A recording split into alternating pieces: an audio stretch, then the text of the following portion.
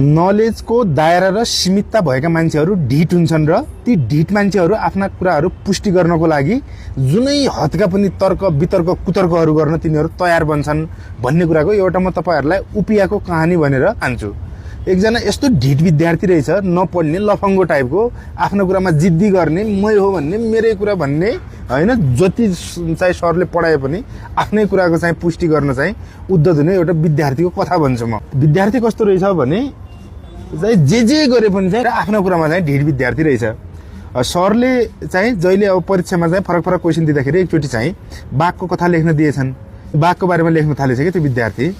बाघ जंगलमा बस्ने जनावर हो, बाघ जंगलको राजा हो, बाघ मांसाहारी जनावर हो हैन, बाघको शरीरमा भुत्ला हुन्छ, त्यो 2 लाइन लेखेछ। अनि त्यो बाघको भुत्लाभरि उपिया हुन्छ, उपिया सानो हुन्छ, उपिया चाहिँ स्पिडले उड्छ, उपियाको बोसो हुँदैन भनेर त्यो 2 लाइन बाघको बारेमा लेखेर 4 पेज चाहिँ तपाईको चाहिँ उपियाको बारेमा लेखेछ।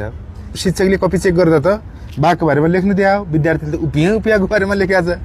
यो भएन, विद्यार्थी नसुध्रिने भयो। यसलाई चाहिँ चिलको बारेमा लेख्न दिनु पर्यो भन्ने भएछ र सरले चिलको बारेमा लेख्न दिएछ। विद्यार्थीको पालो फेरि आयो, हेर्नुस् परीक्षामा। चिल माथि माथि आकाशमा उड्छ, चिल मांसाहारी जनावर हो, चिलको शरीरमा प्वाखै प्वाख हुन्छ भनेर 2 लाइन लेखेछ।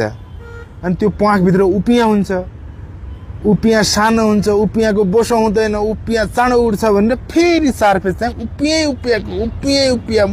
उपियाको बारेमा चाहिँ कथा लेखेछ।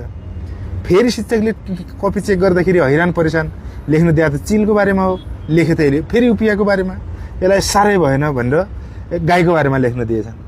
फेरि उस्तै गाई चाहिँ राष्ट्रिय जनावर हो, गाईले दुध दिन्छ, गाईको शरीरमा भुत्ला हुन्छ भनेर 2 लाइन लेखेछ। फेरि 4 पेज चाहिँ त्यो भुत्लाभरि चाहिँ उपिया हुन्छ, उपिया हुन्छ भनेर चाहिँ उपियाको कहानी लेखेछ। फेरि सरले कपी चेक गर्दा त साह्रै भएन, विद्यार्थी त ढिटै निस्क्यो, नसुझिने नै भयो, के गर्ने होला। यसलाई चाहिँ बाहिर भएका जनावरहरूको बारेमा लेख्न दिएपछि भएन भनेर माछाको बारेमा लेख्न दिएछ। माछाको बारेमा चाहिँ सविस्तार लेख्नुस् भनेर 10 नम्बरको दिएछन्। अनि विद्यार्थीको पालो लेख्ने परीक्षामा माछा पानीमा बस्ने जीव हो, माछा खाने प्रकारमा मिठो चाहिँ परिकार बन्छ खाँदाखेरि, माछाको शरीरमा चाहिँ कत्ला हुन्छ। 2 लाइन लेखिसकेपछि फेरि यदि माछाको त्यो कत्लाको ठाउँमा भुत्ला भइदिएको भए त्यो भुत्लाभरि उपिया हुन्थ्यो भनेर फेरि 4 पेज उपियाको बारेमा कथा लेखेछ।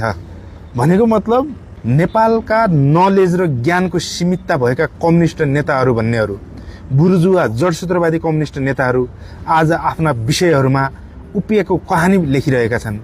उपिया